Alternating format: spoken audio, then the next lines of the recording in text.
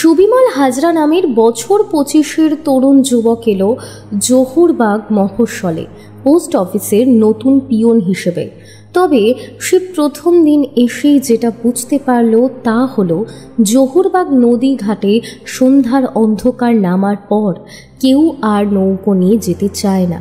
সেখানকার স্থানীয় মানুষেরা সাংঘাতিক রকমের এড়িয়ে চলে ওই নদী ঘাটটাকে। দিনের বেলায় নদী ঘাটের পথে মানুষজনের যাতায়াত থাকলেও অপরাহ্নের আলো ফুরিয়ে আসতেই সন্ধ্যার অন্ধকার নামলে আর কেউ সেই পথে পা রাখে না। আসলে কী রহস্য লুকিয়ে রয়েছে জহুরবাগ নদী ঘাটে? সুবিমল কি তবে কোনো বিপদের সম্মুখীন হতে চলেছে, নাকি অতীতে ঘটে যাওয়া কোনো চরম সত্য বহু বছর পর বর্তমান সময়ে তার নিজের রহস্য ভেদ করতে চলেছে? নমস্কার শ্রোতা বন্ধুরা, আজ আপনারা শুনতে চলেছেন লেখক সুরজিৎ ঘোষের কলমে গ্রাম বাংলার গা ছমছমে ভয়ের গল্প জহুরবাগের নদী ঘাট। তাহলে বেশি দেরি না করে খুব শীঘ্রই শুরু হতে চলেছে আমাদের আজকের এই বিশেষ নিবেদন।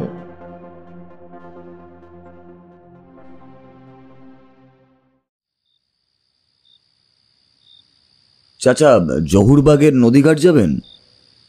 প্রশ্নটা করা মাত্রই সুবিমল লক্ষ্য করল তার প্রশ্নটা শুনে বৃদ্ধ মাঝির দুই খোলাটে চোখের মধ্যে যেটা লকলকে বিষধর সাপের মতো খেলা করল, সেটা ভয় ছাড়া আর অন্য কোনো কিছুই হতে পারে না। সুবিমল এর আগেও বেশ কয়েকজনকে এই নদীর ঘাটের বিষয়ে জিজ্ঞাসাবাদ করতেই তাদের প্রত্যেকের মুখমণ্ডলের মধ্যে যে একই তীব্র ভয়ের প্রতিক্রিয়া ফুটে উঠেছে তা সে বিলক্ষণ লক্ষ্য করেছে।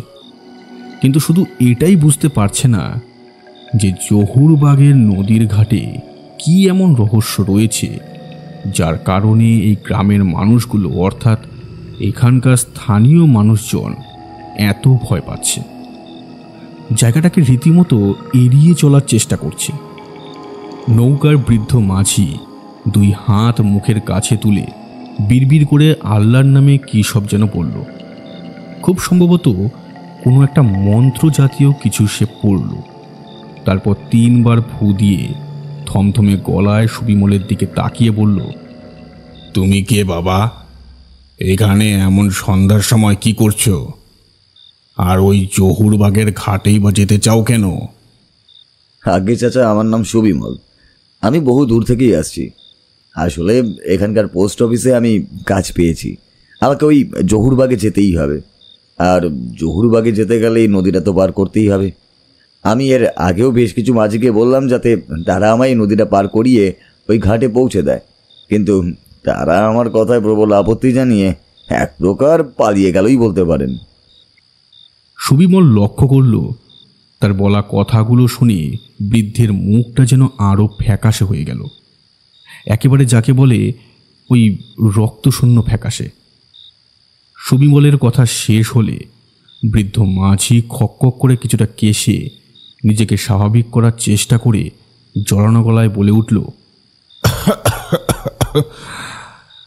কেউই তোমাকে এই আসন্ন সন্ধ্যার সময় ওই জহুরবাগের নদীর ঘাটে নিয়ে যেতে রাজি হবে না বাবা। তুমি এখানকার মানুষ নও, তাই জানো না ওই জায়গাটা আসলে কতটা সাংঘাতিক, কতটা ভয়ানক জায়গা। সাঁঝের অন্ধকার নামলে ওই নদীর ঘাটে যাওয়ার কথা কেউ গুনাক করেও ভাবে না। কেন চাচা, জহুরবাগের নদী ঘাটে মাঝিরা ওই সন্ধ্যার সময় যাত্রী নিয়ে যায় না কেন? ওখানে কি চোর ডাকাতের উপদ্রব আছে নাকি? চোর ডাকাত নয় বাবা, চোর ডাকাতের থেকেও ভয়ানক কিছু আছে সেটায়। চোর ডাকাত ধরলে মানুষের সঙ্গে থাকা সমস্ত মূলধন সহ দামি জিনিসপত্র চুরি করে নিয়ে যেতে পারে, কিন্তু ওখানে যা লুকিয়ে রয়েছে তা প্রাণ নেওয়ার জন্য যথেষ্ট। এ আপনি কি বলছেন চাচা? ওখানে কি এমন জিনিস রয়েছে যা মানুষের প্রাণ পর্যন্ত নিতে পারে? এই প্রশ্নের উত্তর তুমি জানতে চেয়েও না বাবা। তোমার এই প্রশ্নের উত্তর আমি দিতে পারবো না। এই সন্ধ্যার সময় এখন তাদের কথা মোটেও মুখে আনতে নেই। বৃদ্ধ মাঝির শেষের বলা কথাটা শুনে বুকের মধ্যে একটা অদ্ভুত স্বস্তি অনুভব করল সুবিমল। একেবারে যাকে বলে ওই হাঁপ ছেড়ে বাঁচল। এতক্ষণ ধরে এখানকার মানুষদের ওই নদীর ঘাট সম্পর্কে অপরিসীম ভয় দেখে সে ভেবেছিল ওই জায়গাটা ভীষণ রকমের কুখ্যাত, হয়তো কোনো চোর ডাকাত কিংবা মাংসাশী পশুর আস্তানা। কিন্তু এই সমস্ত কোনো কিছুই প্রকৃতপক্ষে ভয়ের মূল কারণ নয়। সকলের ভয়ের একমাত্র প্রধান কারণ হলো অশরীরী কিংবা ভূতের ভয়। নিজের মনেই ফিক করে হেসে ফেলল 25 বছরের তরতাজা যুবক সবিমল হাজরা। সবিমলের বাড়ি বহু দূরে। এই সবেমাত্র জহুরবাগ পোস্ট অফিসে পিওন হিসাবে চাকরি পেয়েছে সে। বাড়ি থেকে সকালের দিকে বের হলেও এত দূরের রাস্তা এবং ট্রেন বেশ অনেকটা সময় বিলম্ব করার জন্য এখানে এসে পৌঁছাতেই হাত ঘড়ির কাঁটা জানান দিল সময় এখন প্রায় 5টার কাছাকাছি।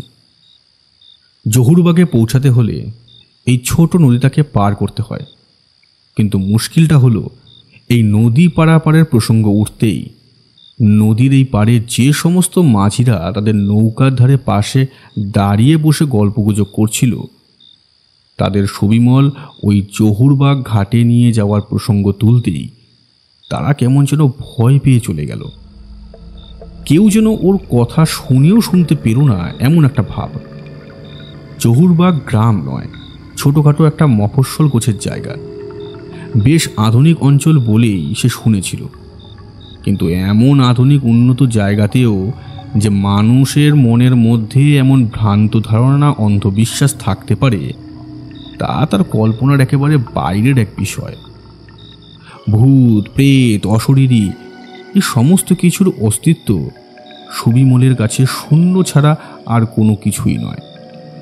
তার মতে এর সকল কিছু দুর্বল হৃদয়ের মানুষের মনের ভ্রান্ত ধারণা ছাড়া আর কিছুই নয়। তবে এই গ্রামের মানুষগুলির দীর্ঘদিনের অন্ধবিশ্বাস ভাঙানোর চেষ্টা সে কখনোই করতে চায় না। বৃদ্ধ মাঝির উদ্দেশ্যে কেবল 2 হাত জড়ো করে কাতর কণ্ঠে মিনতি সুরে সবিমল বলল, চাচা, দয়া করে আপনি আমাকে ওই ঘাটে একটু পৌঁছে দিন। বুঝতেই তো পারছেন আমি এখানে একেবারেই নতুন, এখানকার কোনো কিছুই আমি চিনি না। জহুরবাগ পোস্ট অফিসের পার্শ্ববর্তী একটি ছোটো ঘরে আমার থাকার বন্দোবস্ত করা হয়েছে। আমাকে সেখানে যেভাবেই হোক পৌঁছাতেই হবে। তা না হলে আমাকে আজকের গোটা রাতটা এই নদীর ধারেই খোলা আকাশের নিচে বসে থাকা ছাড়া আর কিছুই করণীয় থাকবে না। এদিকে আবার ওই গাঁয়ের মানুষরাও বেশ চিন্তিত হয়ে পড়বে আমি পৌঁছাইনি দেখে। তাই আপনি দয়া করে যদি আমাকে এই বিপদের মুখ থেকে একটু সাহায্য করেন, মানে আমাকে এই অসহায় অবস্থায় ফেলে রেখে যদি চলে না যান, তাহলে খুবই উপকৃত হই আর কি। আর আমি তো আপনার ছেলের বয়সী, অনুগ্রহ করে আমাকে একটু নদীটা পার করে দিন না। সবিমলের এ কথা শুনে আর কিছুতেই সে বৃদ্ধ মাঝি আপত্তি জানাতে পারল না। খানিকটা নিমরাজি হয়েই সে নৌকায় উঠতে বলল তাকে। ছোট মতন কালো নৌকায় উঠে সবিমল বসতেই মাঝি দাঁড় বেয়ে অত্যন্ত দ্রুততার সাথে নৌকা এগিয়ে নিয়ে চলল ওপারের দিকে। নদীটি বৃহৎ চওড়া নয়। ওপার থেকে এদিকের জহুরবাগ নদীঘাটে আসতে সময় লাগলো প্রায় মিনিট 10-এর কাছাকাছি। নৌকার মাঝি ঘাটে নৌকা থামিয়ে সবিমলের দিকে তাকিয়ে বলল, নাও বাবা, জহুরবাগ ঘাট এসে গেছে, এবার তুমি সাবধানে নেমে যাও। তবে তোমাকে একটা কথা বলি, পারলে এই পুরো চাচার কথাটা মাথায় রেখো। সন্ধ্যার সময় কখনো কোনো দিন এই নদীর ঘাটের দিকে এসো না। যতই প্রয়োজনীয় জরুরি কাজ থাকুক না কেন, অপেক্ষা করো পরের দিন সকালের আলো ফোটার জন্য। সারাদিন তুমি ইচ্ছা মতো এই পথে যত খুশি যাতায়াত করতে পারো, তবে অপরাহ্নের আলো ফুরিয়ে সাঁঝের আধার ঘনিয়ে এলে আর এদিকে কখনো এসো না। আমার কথাগুলো মনে রাখলে তোমারই মঙ্গল বাবা। বৃদ্ধ মাঝির কথা শুনে আবার এক প্রস্থ মনে মনে হেসে উঠল সবিমল হাজরা। ব্যাগের ভেতর থেকে বেশ কিছু টাকার নোট বের করে সে মাঝির দিকে বাড়িয়ে দিতেই যাচ্ছিল, কিন্তু এমন সময় বৃদ্ধ মাঝি খানিকটা মৃদু হেসে বলল, থাক বাবা, তোমাকে ভাড়া দিতে হবে না আজ।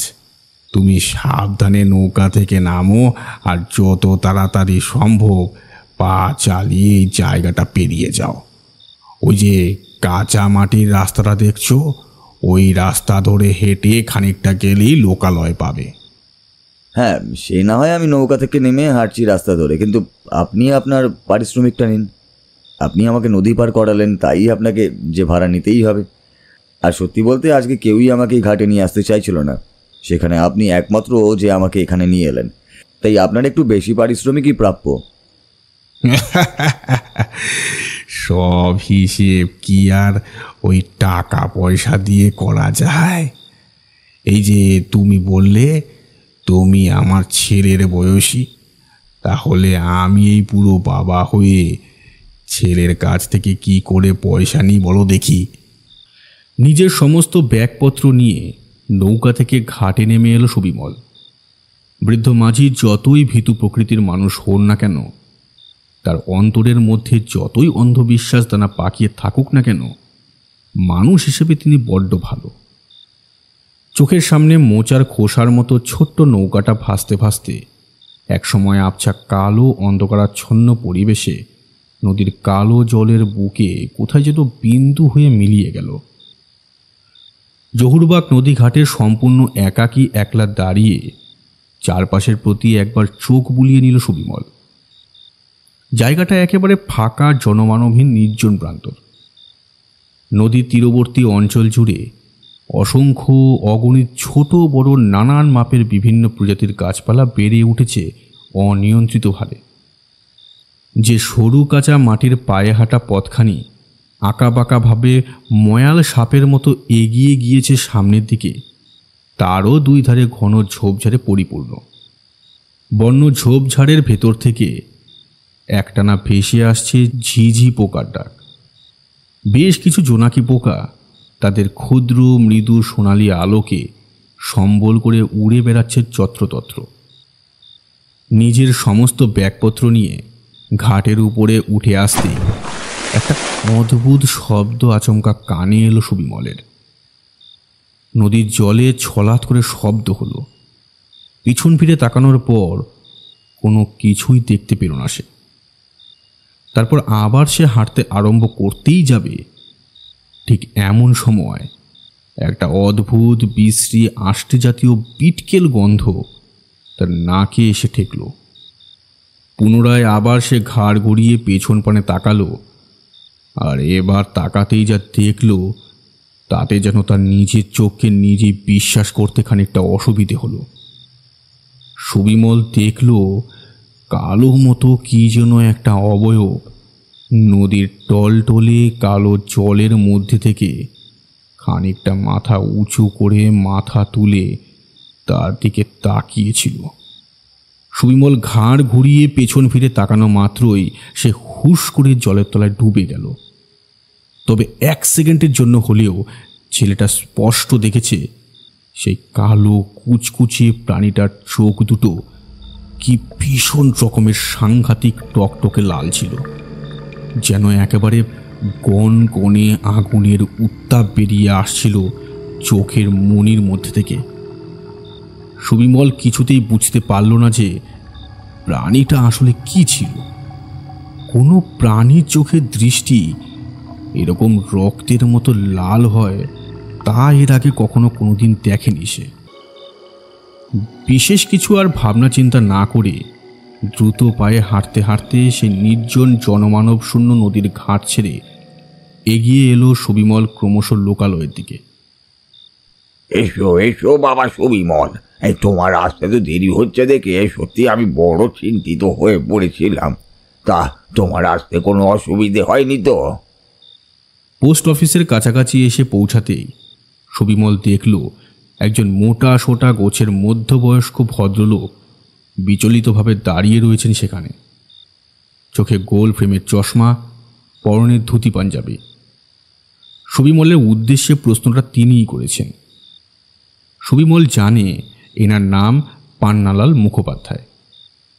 জহুরবাগ মফস্বলের একজন প্রখ্যাত নামকরা স্বনামধন্য ব্যক্তি হলেন তিনি। সুবিমল যে সেখানে নতুন পিয়ন হিসাবে আসছে সে কথা পান্নালাল বাবু আগে থেকেই খুব ভালো করে জানতেন, তাই তিনি অপেক্ষা করছিলেন তারই জন্য। না না পান্নালাল বাবু, আমার আসতে কোনো অসুবিধাই হয়নি। আসলে ট্রেন অনেকটা সময় লেট করে স্টেশনে এসেছিল, সে কারণেই এমন দেরি হয়ে গেল। না হলে তো আমার দুপুরের মধ্যেই এখানে এসে পৌঁছে যাবার কথা। হ্যাঁ, সেই জন্যই তো এত বেশি চিন্তা হচ্ছিল। সে যাই হোক, চলো বাবা, আমি তোমার থাকার ঘরটা তোমায় দেখিয়ে দিই। আজ আর বেশি কথা বলতে হবে না, তোমাকে অযথা বিরক্তও করবো না বেশিক্ষণ। তোমার চেহারা দেখে বুঝতে পারছি তুমি বড্ড ক্লান্ত হয়ে পড়েছ। পরিষ্কার পরিচ্ছন্ন হয়ে রাতের খাবার খেয়ে ঘুমিয়ে পড়ো। কাল সকালে না হয় তোমার সাথে জমিয়ে আড্ডা দেব, তোমার কাজকর্ম সব বুঝিয়ে দেব, আর আমাদের এই মফস্বল ঘুরিয়ে দেখাবো। দেখবে আমাদের মফস্বল কত সুন্দর। এই কথা বলে পান্নালাল বাবু সবিমলকে তার থাকার ঘরখানি দেখিয়ে দিলেন। পোস্ট অফিস সংলগ্ন একটি ছোট মতো পাকা বাড়ি বরাদ্দ হয়েছে তার বাসস্থান হিসাবে। সব কিছু দেখিয়ে ভালোভাবে বুঝিয়ে দিয়ে পান্নালাল বাবু বিদায় জানিয়ে বেরিয়েই যাচ্ছিলেন, হঠাৎ করে কি যেন একটা মনে পড়তে তিনি থমকে দাঁড়িয়ে পড়লেন। তারপর সুবিমলের একেবারে কাছে এগিয়ে এসে অত্যন্ত গোপন কোনো কিছু বলতে চলেছেন এমন ভঙ্গিতে চাপা স্বরে ফিসফিস করে বললেন, বাবা, তোমাকে একটা কথা বলতে চাই। কথাটা বলা আমার কর্তব্যের মধ্যেই পড়ে। হ্যাঁ পান্নালাল বাবু, বলুন না, কি বলতে চান? সুবিমল, তুমি রাতের বেলায় কিন্তু ওই নদীর দিকে যেও না বাবা। জায়গাটা খুব একটা ভালো নয়। ওখানে অন্য কোনো কিছুর সমস্যা নেই, তবে বুঝতেই তো পারছো, বন জঙ্গল অঞ্চল, সাপ ও বিষাক্ত কীট পতঙ্গের উপদ্রব হয়েছে।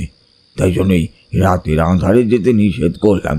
এই কথা তোমাকে আগে থেকে জানানো দরকার বলেই আমি মনে করলুম। সুবিমল দেখল বৃদ্ধ মাঝি সহ নদীর ওপারের মানুষগুলো ঠিক যেরকম মারাত্মক ভয় পেয়েছিল, পান্নালাল বাবুর চোখে মুখেও ফুটে উঠেছে সেই রকমই আতঙ্কময় ভয়।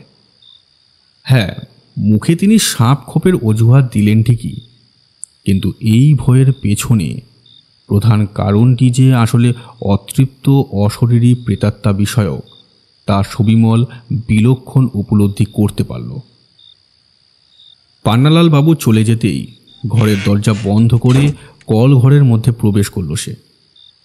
ছোট্ট একটি ঘর, পার্শ্ববর্তী একটি কল ঘর এবং বাড়ির দোয়ার লাগানো একখানি সিঁড়ি সোজা উঠে গিয়েছে ছাদে।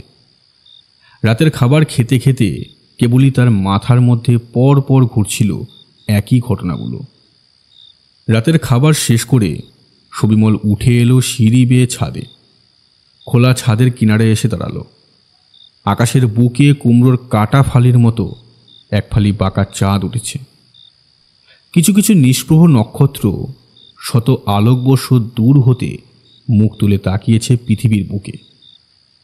চন্দ্রালোকিত রাত উদ্ভাসিত হয়ে পড়েছে। সুবিমলের নজর গেল নদীর ঘাটের দিকে। এখান থেকেও পরিষ্কার দেখা যাচ্ছে নদীর ঘাটে সেই সরু কাঁচা মাটির জ্যোৎস্নায় ঝলমল করতে থাকা রাস্তাটা।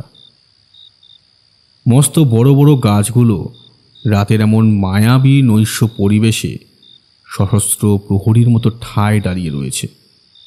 বহু দূরের কোনো এক ঝোপঝাড় থেকে সহসা ভেসে এলো একদল রক্তলোভী শৃগালের হাড় হিম করা হুঙ্কার ধ্বনি। সব মিলিয়ে এই যেন সত্যি গল্পের বইতে পড়া এক ভৌতিক পরিবেশ। তবে ওই সমস্ত ভূত প্রেতের উপদ্রব কিংবা আবির্ভাব গল্পের বই কিংবা চলচ্চিত্রের পর্দাতে সীমাবদ্ধ থাকে। বাস্তব জীবনে তাদের কোনো অস্তিত্ব নেই। বাপরে, কি ভীষণ গরম! গভীর রাতের দিকে ঘুমটা ভেঙে গেল সুবিমলের। খোলা ছাদের মেঝেতে শুয়ে ওপরের চাঁদ তারায় ভরা কালো মহাকাশ দেখতে দেখতে নিজের অজান্তেই কখন যে একসময় মারাত্মক ক্লান্তিতে দু চোখের পাতা বন্ধ হয়ে গিয়েছিল তা সে নিজেও বুঝতে পারেনি। হঠাৎ করেই এক সময় ঘুমটা ভেঙে গেল তার। গোটা শরীর জুড়ে রীতিমতো ঘামের বন্যা বইতে আরম্ভ করেছে ততক্ষণে। রাতের খাবার পর ছাদে যখন সুবিমল উঠে এসেছিল তখন ঠান্ডা শিরশিরে বাতাস বইলেও এখন পরিবেশ একেবারে গুমোট হয়ে রয়েছে। এতটুকু বাতাস বইছে না, গাছের একটাও পাতা নড়ছে না। সময়টা এখন বৈশাখ মাস, সুতরাং তীব্র গরমের আবহাওয়া সৃষ্টি হয়েছে এই গভীর রাতে। ছাদ থেকে অগত্যা নিচে নেমে এসে হাত ঘড়িটায় চোখ বুলিয়ে সুবিমল বুঝতে পারল রাত্রি এখন 2:30টার কাছাকাছি। কল ঘরে গিয়ে হাত মুখে অনেকটা জলের ছিটে দিয়ে সে বাড়ির দরজা খুলে বেরিয়ে এলো বাইরে। বিদ্যুতের ব্যবস্থা এই বাড়িতে নেই, তবে পান্নালাল বাবুকে বলে খুব শীঘ্রই বাড়িটির মধ্যে বিদ্যুৎ সংযোগ করার ব্যবস্থা করতে হবে। তা না হলে এখানে থাকা ভীষণ রকমের মুশকিল হবে, একথা হাড়ে হাড়ে টের পেল সুবিমল। খানিকক্ষণ বাইরে দাঁড়িয়ে থেকে আচমকা নদীর পাড়ের দিকে নজর যেতেই সুবিমলের মাথায় বিদ্যুৎ ঝলকের মতো খেলে গেল একটা তরঙ্গ। আর তাতেই সে এক প্রকার লাফিয়ে নিজের মনেই বলে উঠল, যাই, এই সুযোগে বরং একটিবার ওই নদীর ধার থেকে ঘুরে আসি। এমনিতেও যা ভীষণ গুমোট গরম, তাতে প্রাণ একেবারে ওষ্ঠাগত হবার জোগাড়। নদীর ধারে ঠান্ডা বাতাস গায়ে লাগলে কিছুটা স্বস্তি বোধ করা যাবে। তাছাড়া আমাকে একবার নিজের চোখে দেখতে হবে এখানকার মানুষদের ওই নদীর ঘাট নিয়ে এত ভয়ের পেছনে যে অতৃপ্ত অশরীরী সত্তা লুকিয়ে রয়েছে তা সত্যি বাস্তবে আছে নাকি। এই কথা বলে সুবিমল ঘরের ভেতর ঢুকে ব্যাগের চেন খুলে ব্যাগের ভেতর থেকে বের করে আনলো একটা বড় টর্চ লাইট, যেটা সে বাড়ি থেকে নিয়ে এসেছিল সঙ্গে করে।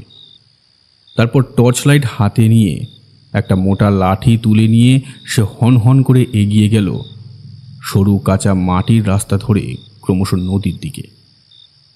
আসলে মানুষের স্বভাব এমনই, তাকে যতই যে কাজের প্রতি নিষেধ করা হয়, মানুষ তত বেশি মরিয়া হয়ে ওঠে সেই নিষিদ্ধ কাজটিকে করার জন্য। কৌতূহল ভালো, তবে অধিক পরিমাণ কৌতূহল অনেক ক্ষেত্রে বিপদের কারণ হয়ে দাঁড়ায়। একথা মানুষ কখনো কখনো ভুলে যায় সম্পূর্ণরূপে। বুক ভরা সাহস নিয়ে টর্চ লাইটের সাদা আলো ফেলে সুবিমল এগিয়ে চলল নদী ঘাটের রাস্তা ধরে। সে যতই এগিয়ে চলল ততই তার গায়ে ঠান্ডা শীতল দক্ষিণা বাতাস এসে মিশতে লাগলো। আহ, প্রাণটা যেন জুড়িয়ে গেল একেবারে। এতক্ষণ ধরে গরমে কি ভীষণ কষ্টটাই না পাচ্ছিলাম আমি, অথচ এক মুহূর্তের মধ্যেই নদীর শীতল জল বাতাস সব কষ্ট কেমন করে যেন গায়েব করে দিল।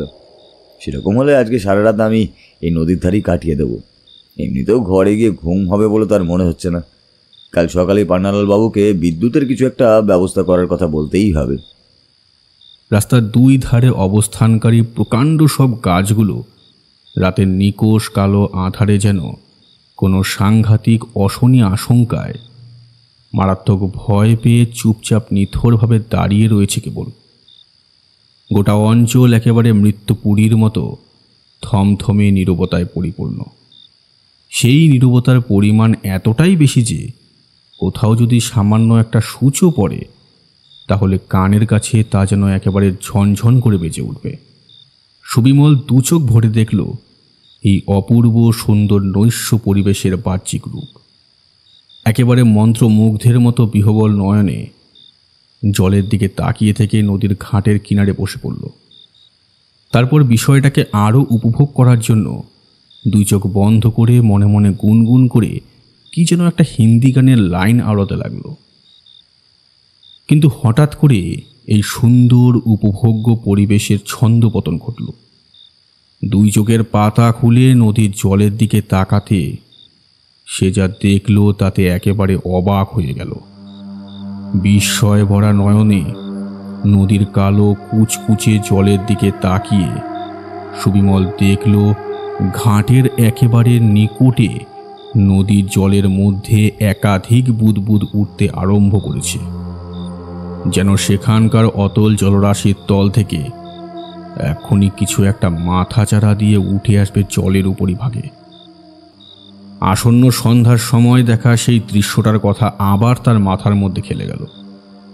অধীর আগ্রহের সাথে টান টান উত্তেজনায় সুবিমল দেখতে লাগলো সত্যি জলের তলা থেকে কোনো কিছু উঠে আসে কিনা। ওটা কি? মাত্র স্বল্প কিছুটা সময় অপেক্ষা করার পর নিজের চোখের সামনে যা দেখল তা সত্যি যে কোনো সুস্থ স্বাভাবিক মানুষের পক্ষে বিশ্বাস করা বড্ড কঠিন এক বিষয়। কালো কুচকুচে জলের যে অংশে বুদবুদ উঠতে আরম্ভ করেছিল সেখানকার জলের তলা থেকে ধীরে ধীরে উঠে এলো আস্ত একটা মানব শরীর। উফ, কি বিভৎস, সাংঘাতিক, ভয়ানক তার রূপ। দীর্ঘক্ষণ একটানা অন্ধকারে থাকার কারণে সুবিমলের চোখ ততক্ষণে সয়ে এসেছিল, আর তাতেই সে পরিষ্কারভাবে দেখল সেই অবয়বটি আসলে কোনো এক মেয়ে মানুষের, তবে তার মুখ চোখ সঠিকভাবে বোঝা যাচ্ছে না। মাথার লম্বা লম্বা চুলগুলো দবদবে ভেজা, শরীরের চামড়া ফুলে ফেপে পচে ধবধবে সাদা হয়ে গিয়েছে। দীর্ঘদিন ধরে মানুষের শরীর জলের মধ্যে ডুবিয়ে রাখা হলে ঠিক যেরকম হয় একেবারে সেই রকম তার অঙ্গে লেপ্টে আছে একটি খয়েরি সবুজ রঙের শাড়ি। মাথার চুলের মধ্যে আটকে আছে বেশ কিছু ছোট ছোট জলজ গাছ। মুখের একটা অংশ পুরো শ্যাওলার আবরণে ঢাকা।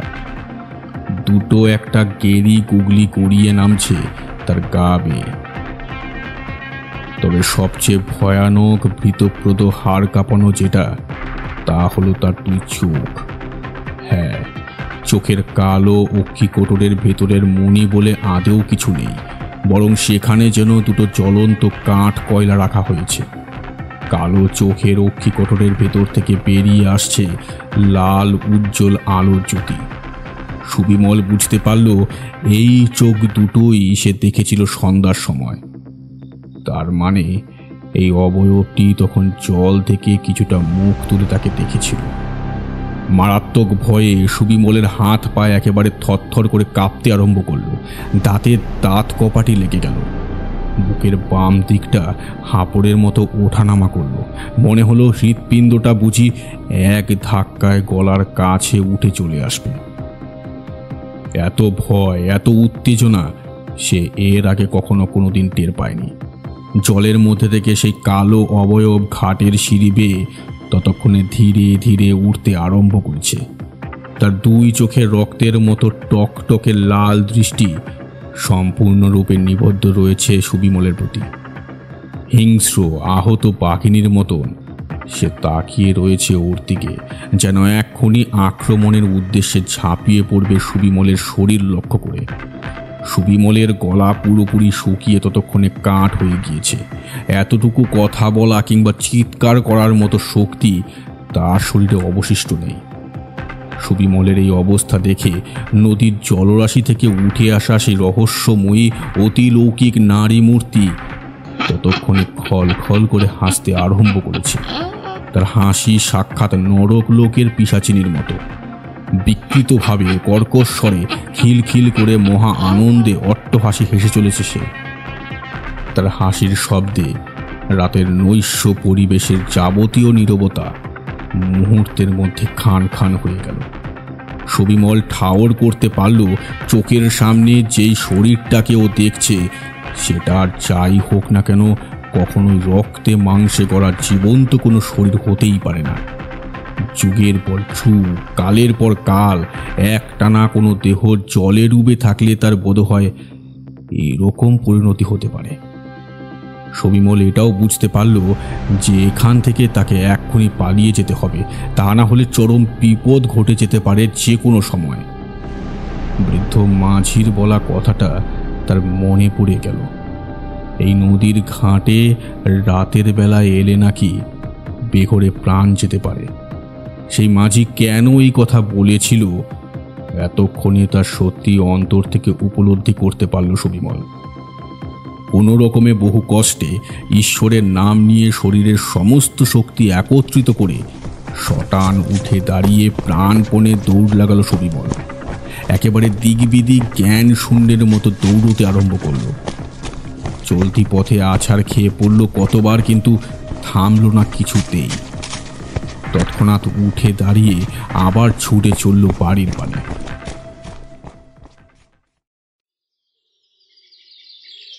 কাল তোমাকে কতবার বই বই করে নিষেধ করলাম যে রাতের বেলায় ওই নদীর পথে যেতে নেই, কিন্তু তুমি আমার কোনো কথাই শুনলে না।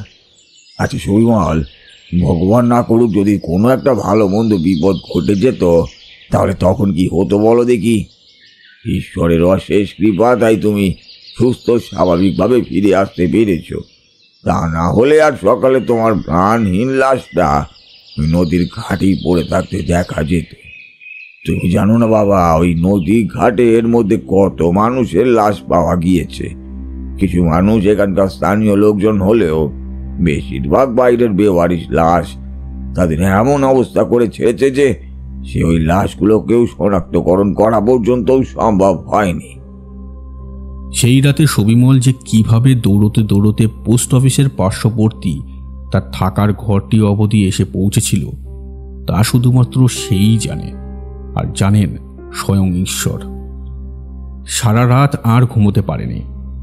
ঘরের প্রতিটা জানালা দরজা বন্ধ করে মোমবাতির আলো জ্বালিয়ে এক কোণে চুপটি করে বসে থেকে অপরিসীম আতঙ্কে রীতিমতো ঠক ঠক করে কেঁপেছে। পরের দিন সকাল হয়ে অনেক বেলায় পান্নালাল বাবু এসে হাঁকডাক করার পর কোনো রকমের দরজা খুলে দিল সে, কিন্তু তখন তার একেবারে বিধ্বস্ত অবস্থা। সুবিমলকে দেখে খুব সহজেই মধ্যবয়স্ক অভিজ্ঞ বিচক্ষণ পান্নালাল বাবু বুঝতে পারলেন আসলে কি ঘটনা ঘটেছে গতকাল রাতে। তিনি ঘরের ভেতরে ঢুকে এসে সুবিমলের দিকে এক গ্লাস জল বাড়িয়ে দিলেন। ঢকঢক করে সবটুকু জল এক নিঃশ্বাসে পান করল সুবিমল। তারপর চোয়াল বেয়ে গড়িয়ে আসা সরু জলের ধারা কম্পমান হাতের তালু দিয়ে মুছে গতকাল রাতের ঘটনাটা সংক্ষিপ্ত আকারে তাকে বলতেই পান্নালাল বাবু একরকম ধমক দিয়ে কথাগুলো বললেন। কপালের ঘাম মুছে জড়ানো গলায় সুবিমল বলল, কাল আমি যখন ওপার থেকে এপারে অর্থাৎ জহুরবাগের নদীর ঘাটে আসার জন্য মাঝিদের বলছিলাম, তখনই মাঝিরা আমাকে সন্ধ্যার সময় নদী ঘাটে নিয়ে আসতে রাজি হয়নি। তারপর বহু কষ্ট করে এক বৃদ্ধ মাঝিকে এখানে নিয়ে আসতে বলেছিলাম। আমি তখনই বুঝতে পেরেছিলাম যে তারা প্রত্যেকেই ভয় পাচ্ছে কোনো একটা কারণে। ওই একই ভয় যখন আপনার মধ্যেও দেখলাম, তখন আমার মনের মধ্যে একটা জেদ জন্মেছিল যে এই ভয়ের কারণ আমাকে খুঁজে বের করতেই হবে। আসলে আমি সমস্ত অলৌকিক সত্তার বিষয়ে একেবারেই বিশ্বাসী ছিলাম না। তাই জন্য গতকাল মাঝরাতে যখন ঘুমটা ভেঙে গেল অত্যাধিক গরমে, তখন ভাবলাম যাই একটিবার বরং ওই নদীর কাছ থেকে ঘুরে আসি, এতে শরীরটাও ঠান্ডা হয়ে যাবে আর নিজের চোখে একবার গোটা বিষয়টাও দেখে নেওয়াও যাবে। এই হচ্ছে তোমাদের ইয়ং ছেলেদের বড় দোষ। তোমরা বড়দের কথা একেবারেই মেনে নিতে পারো না। তা সুবিমল, কি হলো বাবা? তোমার মনের মধ্যে কি এখনো অতিলৌকিক সত্তা নিয়ে অবিশ্বাস রয়েছে নাকি? পান্নালাল বাবুর প্রশ্ন শুনে একেবারে যেন কেঁপে উঠল সুবিমল। গতকাল রাতের সমস্ত ঘটনাটা তার দুই চোখের সামনে বুঝি ভেসে উঠল।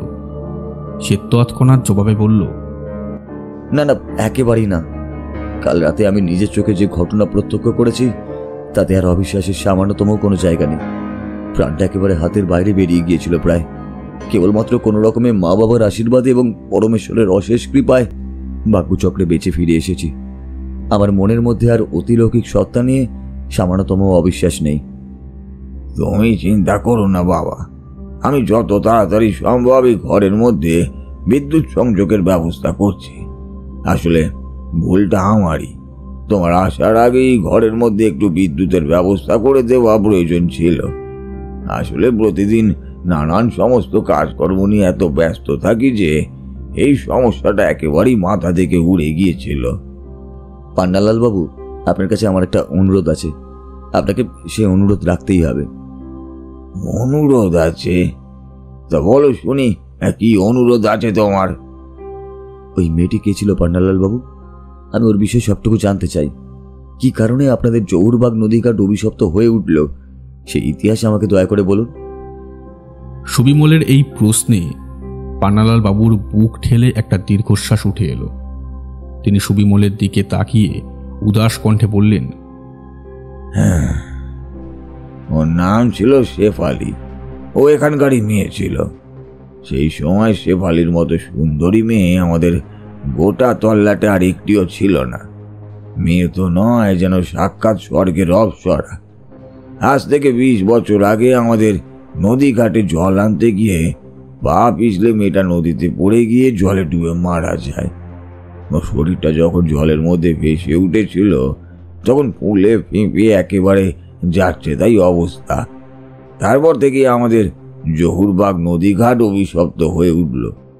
প্রতিদিন সাঁঝের অন্ধকার নামলে মৃত শেফালির অতৃপ্ত আত্মা জেগে ওঠে নদীর জল থেকে আর উঠে আসে। তখন ওই নদী পার হয়ে ওঠে কেবলমাত্র তার বিচরণ ক্ষেত্র। সেই সময় যদি কোনো জীবিত মানুষ তার হাতের নাগালে গিয়ে পৌঁছায় তাহলে তাকে ওই একইভাবে জলে ডুবিয়ে হত্যা করে। শেফালির মৃত্যুর পর এখানকার অনেক মানুষ জলে ডুবে পরপর মারা যেতে লাগলো। তারপর সকলে বুঝতে পারলো যে এই সমস্ত মৃত্যুগুলির পেছনে শেফালির অতৃপ্ত আত্মা রয়েছে। তারপর থেকেই তো আমাদের নদীঘাট অভিশপ্ত হয়ে উঠল। সকলে ভয় পেতে আরম্ভ করলো। সন্ধ্যার পর কেউ আর ওই পথে পা বাড়ালো না। পান্নালাল বাবুর মুখ থেকে শেফালি সম্পর্কে সমস্ত কিছু শুনে তরুণ যুবক সুবিমল খুব ভালোই বুঝতে পারল যে গতকাল রাতে সে জহুরবাগ নদীর ঘাটে ওই শেফালির অতৃপ্ত আত্মাকেই দেখেছে। সত্যি শেফালির আত্মা কোনো এক কারণে এখনো, অর্থাৎ এই 20 বছর পরেও ওই একই জায়গায় রয়ে গিয়েছে। দীর্ঘদিন ধরে মুক্তির অপেক্ষায় সে হয়তো এতটাই নিষ্ঠুর নৃশংস হয়ে উঠেছে যে রাতের অন্ধকারে যে কোনো রক্ত মাংসের মানুষ যদি ওই নদী ঘাটে একবার গিয়ে উপস্থিত হয় তাহলে তাকেই সে হত্যা করে। ঠিক যেভাবে ও নিজে জলে ডুবে ভীষণ কষ্ট যন্ত্রণা ভোগ করে তিলে তিলে শেষ হয়ে গিয়েছিল, সমপরিমাণ যন্ত্রণা দিয়ে হত্যা করাই তার পদ্ধতি। পান্নালাল বাবু আরও বেশ কয়েকবার ভালোভাবে সাবধান করে দিলেন যাতে সুবিমল কখনোই আর সন্ধ্যার পর ওই নদী ঘাটের দিকে পা না বাড়ায়। সুবিমল পান্নালাল বাবুর কথায় সম্মতি জানিয়ে জানালো সে আর কখনো কোনো দিন সন্ধ্যার সময় ওই চত্বরে যাবে না। মানুষ অনেক সময় অনেক কথা দেয়, সেই কথা রাখার আপ্রাণ চেষ্টাও করে, কিন্তু পরিস্থিতি পরিবেশ সবসময় একরকম থাকে না। সুবিমল একটানা 1 মাস কাজ করল, তবে সে কখনোই সন্ধ্যার পর আর ওই নদী ঘাটের দিকে যেত না। সারাদিন সাইকেল চালিয়ে বিভিন্ন জায়গায় চিঠি আদান প্রদান করাই ছিল তার মূল কাজ। দিনের আলো থাকাকালীন নদীর পাড় ধরে যাতায়াত করলেও সন্ধ্যার পর সে ওই রাস্তাটাকে পুরোপুরি এড়িয়ে চলত, কারণ প্রাণের ভয় তারও রয়েছে।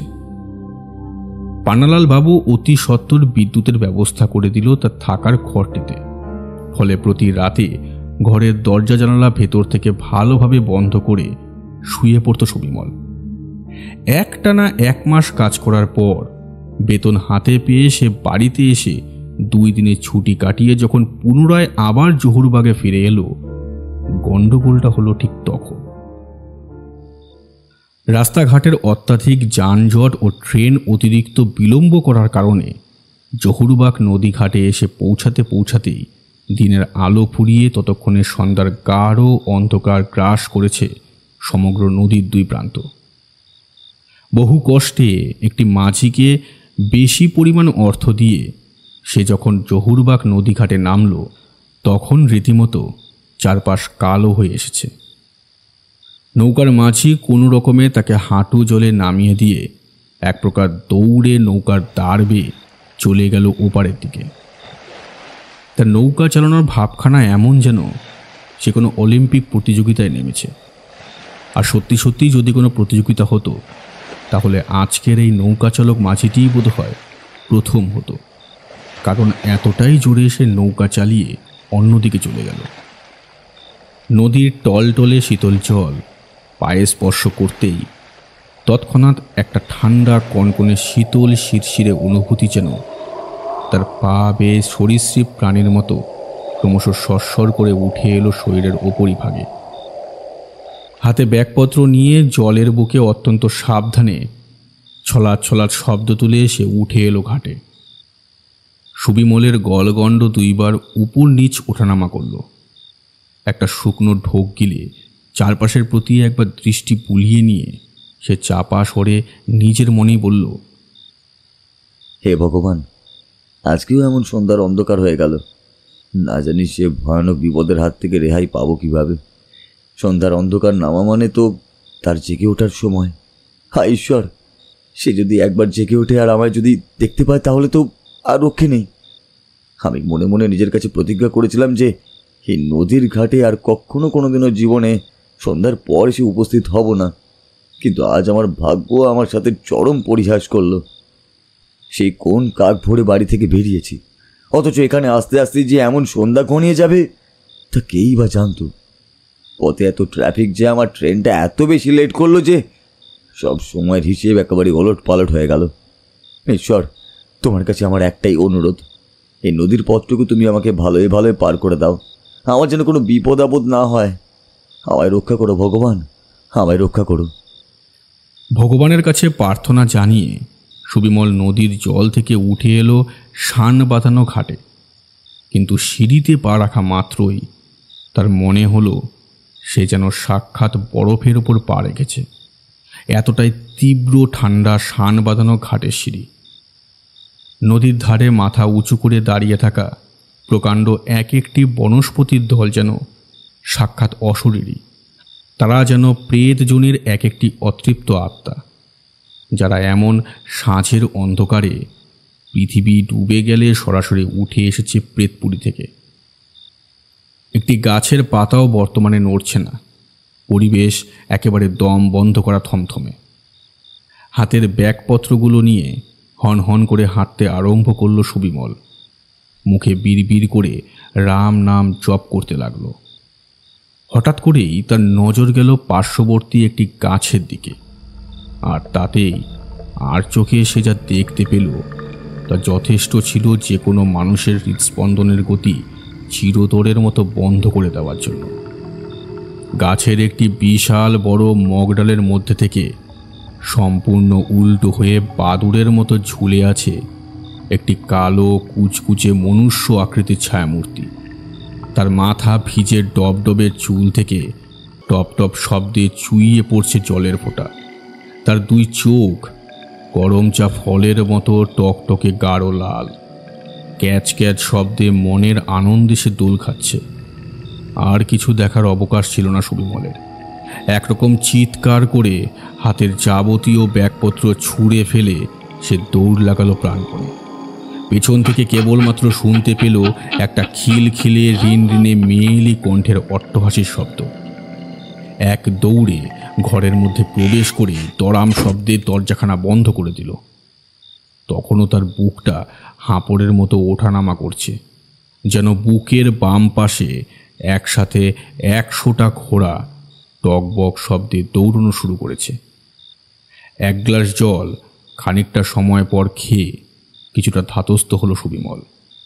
2 হাত জোর করে ঈশ্বরের উদ্দেশ্যে প্রণাম জানালো তাকে সুস্থ স্বাভাবিক অবস্থায় ঘরে পৌঁছে দেওয়ার জন্য। সুবিমল, আজ বিকেলে প্রস্তুত থেকো বাবা। তোমাকে আর আমাকে, আমাদের দুজনকে একবার ওই জহুরবাগ নদী ঘাটে যেতে হবে। পোস্ট অফিসে বসে আপন মনে অত্যন্ত মনোযোগ সহকারে নিজের কাজে ব্যস্ত ছিল সুবিমল। ঠিক এমন সময় খোলা দরজা দিয়ে ভেতরে ঢুকে এলেন পান্নালাল বাবু। সুবিমলের উদ্দেশ্যে তিনি কথাগুলো বলে তার মুখোমুখি একখানি চেয়ার টেনে বসলেন। পান্নালাল বাবুর উদ্দেশ্যে কৌতূহল মিশ্রিত কণ্ঠে সুবিমল প্রশ্ন করল, আগে কেন পান্নালাল বাবু, আজ বিকেলের সময় আমাকে আর আপনাকে জহুরবাগ নদী ঘাটে গিয়ে উপস্থিত হতে হবে কেন? আর এই পোস্ট অফিসের একজন বহু পুরাতন সিনিয়র অফিসার আসছেন। যদিও এখন তিনি অবসরপ্রাপ্ত, কিন্তু এককালে এখানে কাজ করেছিলেন বেশ কয়েক বছর। তিনি ভারী ভালো মানুষ, নাম যোগেন্দ্রনাথ রায়। ভদ্রলোকের ব্যবহার এত ভালো ছিল যে মাত্র কয়েক বছরের মধ্যেই এখানকার মানুষদের একেবারে আপন করে নিয়েছিলেন। আজ হঠাৎ করেই খবর এলো যোগেন্দ্রনাথ বাবু কি যেন জরুরি একটা কাজে আজ এখানে আসছেন, এবং আমার ঘরে তিনি অতিথি হয়েই থাকবেন। তাই জন্যই তাকে আনতে যেতে হবে আর কি। আচ্ছা বেশ, ঠিক আছে, যাব। সুবিমল মুখের সম্মতিসূচকভাবে রাজি হলো ঠিকই, কিন্তু তার অন্তর হঠাৎ করে কেমন যেন কুডাক ডাকতে আরম্ভ করল। বিকেলের পর যে সেখানে যেতে নেই তা সুবিমল বিলক্ষণ জানে, তবে এক্ষেত্রে তার কিছুই করার নেই। পান্নালাল বাবু এখানকার একজন সম্মানীয় ব্যক্তি, তার প্রস্তাবে সে কিছুতেই আপত্তি জানাতে পারে না। তাকে আজ পান্নালাল বাবুর সাথে বিকেলের পর ওই নদী ঘাটে গিয়ে অপেক্ষা করতেই হবে যোগেন্দ্রনাথ রায়ের আসার জন্য। তবে একটাই যা আসার কথা, বিকেলের পর সঙ্গে সঙ্গে সন্ধ্যার অন্ধকার নামে না। অপরাহ্নের আলো ক্রমশ কমতে কমতে যখন একেবারেই নিঃশেষিত হয়ে পড়ে, ঠিক তখনই অন্ধকারের আগমন ঘটে ধরিত্রীর বুকে। আচ্ছা বেশ, ঠিক আছে সুবিমল, তুমি তাহলে এখন মন দিয়ে কাজ করো। আমি বিকালে নদীঘাটে যাওয়ার আগে তোমাকে ডেকে নেব বরং। সারাটা দিন সুবিমল আর মন দিয়ে কাজ করতে পারল না। তার মনটা ভীষণ রকমের চঞ্চল, অস্থির হয়ে উঠল। তার বারবার মনে হলো আজ বিকেলে নির্ঘাত কিছু না কিছু একটা ঘটবেই। বেলা যত এগিয়ে চলল ততই আকাশ কালো করে কোথা থেকে যেন একদল মেঘ এসে ক্রমশ জমাট বাঁধতে বাঁধতে গোটা আকাশটাকে একেবারে শামিয়ানার মতো ছেয়ে ফেলল। ভয়ানক একটা কালবৈশাখী ঝড়ের সূচনা হতে চলেছে খুব শীঘ্রই, তা সকলেই বুঝতে পারল। ঝড়ের পূর্বে প্রকৃতি ঠিক যেরকম নিস্তব্ধতায় পরিণত হয়ে ওঠে, একেবারে সেরকম নিস্তব্ধতা বিরাজ করল। পান্নালাল বাবুর সাথে সুবিমল যখন ছাতা হাতে নিয়ে জহুরবাগ নদী ঘাটে এসে দাঁড়ালো, তখন বিকেল 4টের কাছাকাছি। কিন্তু তাহলে কি হবে, রীতিমতো সন্ধ্যা 7টার অন্ধকার নেমে এসেছে প্রকৃতি জুড়ে। আকাশে ঘন কালো মেঘ আরো কালো হয়ে উঠেছে। মাঝে মধ্যে কালো মেঘের পরতে পরতে খেলে যাচ্ছে লকলকে বিদ্যুতের তরোয়াল। দমকা বাতাসের স্রোতে নদীর কালচে জলের বুকে ছলাৎ ছলাৎ শব্দের ঢেউ উঠছে বারংবার। জোরালোভাবে শো শো শব্দে বাতাস বইছে। সেই বাতাসের দাপটে বড় বড় মহিরুহের দল মাতালের মতো মাথা চাকাতে আরম্ভ করেছে। সব মিলিয়ে এ এক আসন্ন প্রাকৃতিক দুর্যোগ। বেশ অনেকটা সময় একটানা নদীর ঘাটে অত্যন্ত ভয়ে ভয়ে দাঁড়িয়ে থেকে আর কিছুতেই ধৈর্য রাখতে পারল না সুবিমল। পান্নালাল বাবুর উদ্দেশ্যে সে বেশ খানিকটা বিরক্তির সাথেই বলল, কি ব্যাপার মশাই, আপনার অফিসার কোথায় গেলেন? তিনি যে এখন এই নদীঘাটে এসে উপস্থিত হলেন না, এরপর কিন্তু সন্ধ্যার অন্ধকার আরও বেশি গাঢ় হবে। সুতরাং আমার কিংবা আপনার আমাদের কারোরই নদীঘাটে অপেক্ষা করা সুরক্ষার বিষয় হবে না। আমিও তো সেটাই ভাবছি হে সুবিমল, এতক্ষণে তো এসে পৌঁছে যাওয়ার কথা ছিল যোগেন্দ্রনাথ বাবুর। আমার মনে হচ্ছে হয়তো কোথাও ঝড় জল উঠেছে আর সে কারণেই ভদ্রলোক আটকে পড়েছেন। কিন্তু তাকে সম্মান জানিয়ে নদীর ঘাট থেকে আমার বাসায় না নিয়ে গেলে আমার যে বড় অসম্মান হবে। আশা করি তুমি বুঝতেই পারছো তার কাছে আমার যথেষ্ট সম্মান রয়েছে। তাছাড়া আজ প্রায় 3-20 বছর পর আবার এই জহুরবাগে আসছেন তিনি। আগেকার থেকে এখনকার চারপাশের পরিবেশ বদলে গিয়েছে একেবারেই। আমি যদি তাকে পথ চিনিয়ে না নিয়ে যাই তাহলে তিনি কিছুতেই এমন অন্ধকারে বুঝতে পারবেন না কোন দিকে যাওয়া উচিত আর কোন দিকে যাওয়া অনুচিত হবে। সুবিমল আরও কিছু বলতেই যাচ্ছিল, ঠিক এমন সময় নদীর জলের ওপর একটি ছোট্ট ডিঙ্গি মতো নৌকাকে ভাসতে দেখল ওরা উভয়ই। নৌকাটি আরও কিছুটা এগিয়ে আসতেই পান্নালাল বাবুর মুখে আনন্দের হাসি ফুটে উঠল। নৌকার মাঝির অপর দিকে দাঁড়িয়ে থাকা সাদা ধবধবে পাঞ্জাবি পরা ভদ্রলোকটির উদ্দেশ্যে আঙ্গুলি নির্দেশ করে পান্নালাল বাবু সুবিমলকে বললেন, সুবিমল, ওই যে হলেন যোগেন্দ্রনাথ বাবু। ভদ্রলোকের শরীর স্বাস্থ্য এখনো সেই একই রকম রয়েছে, ওই আগের মতোই। যোগেন্দ্রনাথ বাবু ভারীর ভোজন রসিক প্রকৃতির মানুষ। পান্নালাল বাবুর কথা শুনে সুবিমল চোখের দৃষ্টি সংকুচিত করে দেখল সেই ভদ্রলোককে। ভদ্রলোক মোটাসোটা চেহারার মানুষ, মাথা ভর্তি সাদা ধবধবে চুল হাওয়ার দমকে সনসন করে উঠছে। চোখে খুব সম্ভবত রয়েছে ঝাপসা কাচের চশমা, পরনে ধবধবে সাদা ধুতি পাঞ্জাবি। পান্নালাল বাবু নৌকার মাঝির উদ্দেশ্যে হাত নেড়ে তাকে ঘাটের দিকে আসার নির্দেশ দিলেন। মাঝি সেই মতোই ছোট্ট ডিঙ্গিটাকে জহুরবাগ নদীর ঘাটের দিকে এগিয়ে নিয়ে আসতেই ঘটল আসল বিপত্তি। নদীর কালো কুচকুচে কম্পমান জলের মধ্যে থেকে বুদবুদের সাথে উঠে এলো একটা মাথা। সুবিমলের নাকে এসে ঠেকল সেই বিশ্রী আষ্টে পচা গন্ধটা। জল থেকে উঠে আসা কালো মাথার দুই টকটকে লাল চোখের দৃষ্টি নৌকায় দাঁড়িয়ে থাকা যোগেন্দ্রনাথ বাবুর প্রতি পুরোপুরি নিবদ্ধ। খিল খিল করে মহা আনন্দে হেসে উঠল শেফালির প্রেতাত্মা। তার হাসির শব্দ একেবারে যেন বধির করে দেবার পক্ষে যথেষ্ট। নৌকার মাঝির ততক্ষণে আত্মারাম খাঁচা ছাড়া হবার মতো উপক্রম। যোগেন্দ্রনাথ বাবু একেবারে ঘাবড়ে গিয়ে চিৎকার চেঁচামেচি আরম্ভ করেছেন। শেফালির অতৃপ্ত প্রেতাত্মা তার বিশাল লম্বা দুটি হাত বাড়িয়ে দিল সাদা পাঞ্জাবি পরে থাকা সেই বয়স্ক মানুষটির দিকে। তারপর তার গলা টিপে ধরে একটা হ্যাঁচকা টানে নৌকা থেকে ছিটকে ফেলে দিল জলের মধ্যে। শেফালির অতৃপ্ত প্রেতাত্মা নদীর জলে যোগেন্দ্রনাথ রায়ের মুন্ডুখানা ধরে দুইবার চিবিয়ে খসখসে বিকৃত গলায় বলে উঠল, আজ আমার বড় আনন্দের দিন। এতদিনের অপেক্ষার অবসান হলো। 20 বছর আগে যে শয়তান লোকটা আমার সর্বনাশ করেছিল, আজ আমি তাকে হাতের নাগালে পেয়েছি অবশেষে। যোগেন্দ্রনাথ রায়, তোমার জন্য আজ আমি এখনো পর্যন্ত মুক্তি পাইনি। হ্যাঁ, কেবলমাত্র তোমাকে নিজের হাতে শাস্তি দেব বলে। সেই দিন সন্ধ্যার সময় আমি নদীর ঘাটে এসেছিলাম কলসি নিয়ে জল ভরতে, কিন্তু আমি মোটেও পা পিছলে জলে পড়ে মরা চাইনি। আমাকে মেরে ফেলেছিলে তুমি। হ্যাঁ, তুমি আমার ফুলের মতো পবিত্র নরম শরীরটাকে ভোগ করে শেষে আমাকে এই নদীর জলে ডুবিয়ে মেরেছিলে। আজ তোমার নিস্তার নেই। একইভাবে তোমাকেও জলে ডুবিয়ে মারবো আমি। আমাকে মেরে তুমি নিজে এই জায়গা থেকে অন্য জায়গায় চাকরি বদল করে পালিয়ে গিয়েছিলে, তাই সুযোগ হয়নি আমার প্রতিশোধ নেওয়ার। সেই জন্যই তো আমি অপেক্ষা করছিলাম। আমি জানতাম কখনো না কখনো কোনো দিন তুমি ঠিকই এখানে একবারের জন্য হলেও ফিরে আসবে, আর সেই দিনই তোমার শেষ দিন হবে।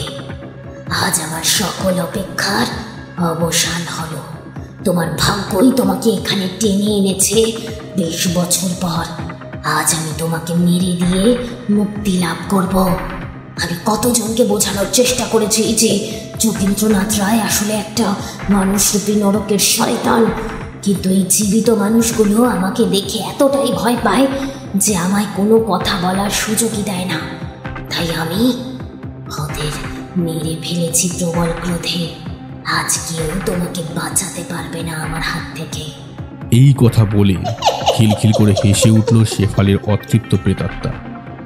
তবে তার মুখ থেকে এ সকল কথা শুনে একেবারে যেন মাথার ওপর আকাশ ভেঙে পড়ল পান্নালাল বাবু এবং সুবিমলের উপর। তার মানে তারা এতদিন ধরে যা জানত তা আসলে সঠিক তথ্য নয়। শেফালি মোটেও পা পিছলে নদীতে পড়ে মারা যায়নি, বরং তাকে এই লোকটা মেরে ফেলেছিল তার সাথে জঘন্যতম অপরাধ করে, সে কথা সকলের থেকে গোপন করার জন্য। পান্নালাল বাবুর চোয়াল ক্রমশ কঠিন হয়ে উঠল। তিনি কিছুতেই বুঝতে পারেননি যে ভালো মানুষের মুখোশ পরে থাকা যোগেন্দ্রনাথ রায় আসলে একজন এত বড় পাষণ্ড পাপিষ্ট নরাধম ব্যক্তি হতে পারে বলে।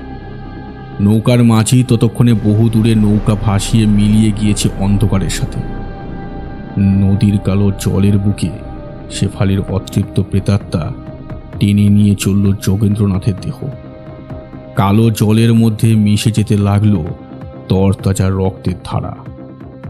যোগেন্দ্রনাথের দেহটা নদীর তলদেশে পাথরের সাথে ধাক্কা খেয়ে খেয়ে একেবারে থেতলে গেল, আর সেই থেতলানো শরীরটা নিয়ে শেফালির আত্মা যেন মহা আনন্দে নিজের খেয়াল খুশি মতন খেলতে লাগল।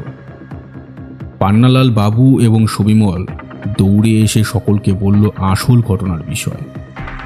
আজ থেকে 20 বছর আগে একটি নিরীহ মেয়ের সাথে জঘন্য অন্যায় অপরাধ করে সমাজের চোখে ভালো মানুষ হয়ে থাকা যোগেন্দ্রনাথ রায়ের আসল রূপ তারা প্রকাশ করল। রাতের বেলায় মারাত্মক ঝড় উঠল, সাথে বৃষ্টিও হলো। পরদিন সকালে বহু দূরে নদীর পাড় থেকে উদ্ধার করা হলো যোগেন্দ্রনাথের ক্ষত বিক্ষত শতচ্ছিন্ন প্রাণহীন নিথর মৃতদেহটাকে। তবে তারপর থেকে আর কখনো কোনো দিন জহুরবাগ নদীর ঘাটে সন্ধ্যার অন্ধকারে শেফালির প্রেতাত্মাকে দেখা গেল না। সকলে বুঝতে পারল তার আত্মা নিজের অপরাধীকে উপযুক্ত শাস্তি দিয়ে মুক্তি লাভ করেছে। ধীরে ধীরে জহুরবাগ নদী ঘাটের সমস্ত বদনাম ঘুচে গেল, যাবতীয় অভিশাপ মুছে গেল কালের নিয়মে।